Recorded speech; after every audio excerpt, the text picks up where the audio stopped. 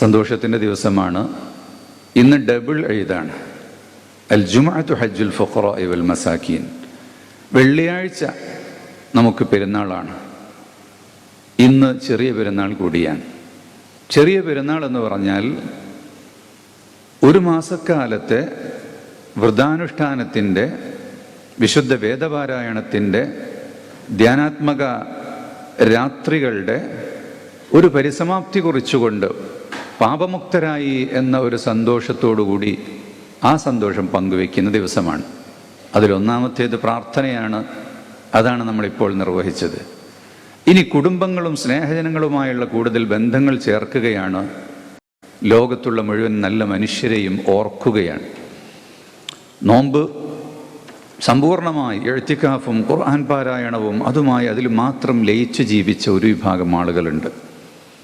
മറ്റു ചിലർ ജീവിതത്തിൻ്റെ പ്രശ്നങ്ങളുമായി മല്ലിട്ടുകൊണ്ട് കച്ചവടവും കൃഷിയും മറ്റു കാര്യങ്ങളുമായി അതിനിടയിൽ നിസ്കാരവും മറ്റും നിർവഹിച്ച് ജീവിച്ചവരും ഉണ്ട്. അള്ളാഹു അവരുടെ എല്ലാം കർമ്മങ്ങൾ സ്വീകരിക്കുമാറാവട്ടെ. വേറൊരു വിഭാഗം മടിയന്മാരായി നടന്ന് അടുത്ത വർഷം നോക്കാം എന്ന് വെച്ചവരുണ്ട്. അടുത്ത വർഷത്തേക്ക് അവർ ജീവിക്കുമോ ആർക്കറിയാം. അള്ളാഹുവിനോട് പാപം പൊറുപ്പിക്കുക. ഇന്നും പാപം പൊറുപ്പിക്കേണ്ട ദിവസമാണ്. ലോകത്ത് യുദ്ധത്തിൻ്റെ കെടുതി നമ്മുടെ അടുക്കളകൾ വരെ എത്തിയിട്ടുണ്ട്. ഏറ്റവും ചെറിയത് ഉപ്പ്. ഇന്നലെ മൈസൂരിൽ നിന്ന് വന്നൊരു സുഹൃത്ത് ഉപ്പ് കച്ചവടക്കാരനാണ്. അദ്ദേഹം പറഞ്ഞു, ഉപ്പ് പാക്ക് ചെയ്യുന്ന കവറിന് 60% വില വർദ്ധിച്ചു. സാധനം കിട്ടാനുമില്ല.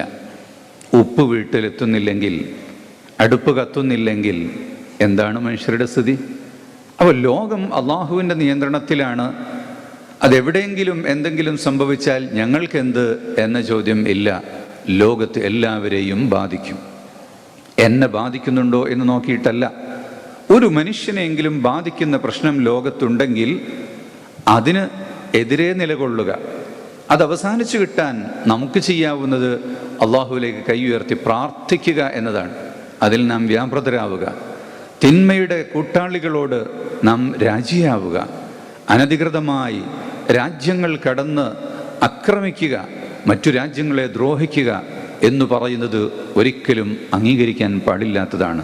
മുസ്ലിം രാജ്യങ്ങളെ തന്നെ ആക്രമിക്കുന്നു എന്ന് പറയുന്നത് അവരുടെ മതപരമായ കാഴ്ചപ്പാടിൽ കൂടി വലിയ ഒരു തെറ്റാണ്.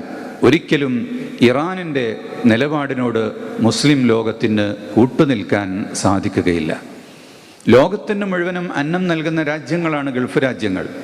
യൂറോപ്യനും അമേരിക്കക്കാരനും ജാപ്പാൻകാരനും ചൈനക്കാരനും അവൻ്റെ അന്നത്തിൻ്റെ വക കണ്ടെത്തുന്നത് ഗൾഫ് രാജ്യങ്ങളിൽ നിന്നാണ്. എന്തിനാണ് യാതൊരു പ്രകോപനത്തിനും ഇല്ലാത്ത ആളുകളെ ചൊറിയാൻ പോകുന്നത്? തികച്ചും അത് പ്രകോപനപരമാണ്. ഒരിക്കലും അതിനോട് കൂട്ടുനിൽക്കാൻ കഴിയുകയില്ല.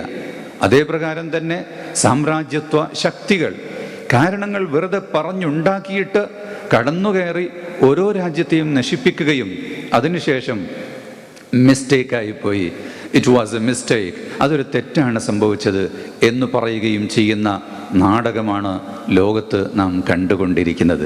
തീർച്ചയായും നാം രണ്ടിനോടും രാജിയാകേണ്ടതുണ്ട്. നാം മനുഷ്യരുടെ നന്മയ്ക്ക് വേണ്ടി അള്ളാഹുവിനോട് പ്രാർത്ഥിക്കുക.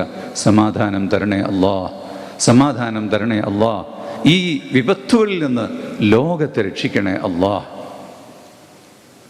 കേരളം, സൗത്ത് ഇന്ത്യ മൊത്തം തെരഞ്ഞെടുപ്പിൻ്റെ ചൂടിലേക്ക് പോവുകയാണ്. എല്ലാവരും പെരുന്നാൾ അവസാനിക്കാൻ വേണ്ടി കാത്തിരിക്കുകയാണ്. തെരഞ്ഞെടുപ്പിൻ്റെ ചൂടെന്ന് പറയുന്നത് ഒരു പന്ത് കളിയുടെ, ഒരു ഫുട്ബോൾ ഗ്രൗണ്ടിലെ വീറും വാശിയുമാണ്.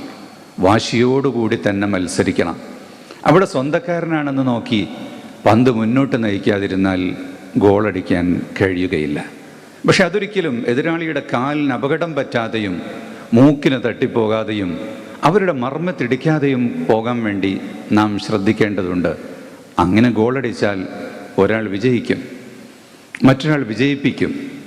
വിജയിച്ചവരും വിജയിപ്പിച്ചവരും സ്നേഹം പങ്കിടുന്ന ഏറ്റവും നല്ല ഒരു തെരഞ്ഞെടുപ്പിൻ്റെ സംസ്കാരത്തിന് കേരളം ഇൻഷാ അല്ലാഹ് സാക്ഷിയാവാൻ പോവുകയാണ്. നമ്മുടെ മസ്ജിദിൽ ഒരുപാട് സ്ഥാനാർത്ഥികൾ വന്നിട്ടുണ്ട്. അതുപോലെ പല മസ്ജിദുകളിലും പല കേന്ദ്രങ്ങളിലും സ്ഥാനാർത്ഥികൾ ഒരുമിച്ച് കൂടിയിട്ടുണ്ട്. കേരളത്തിൽ മതസൗഹാർദ്ദ അന്തരീക്ഷത്തിൻ്റെ ഒരു നാടാണ്.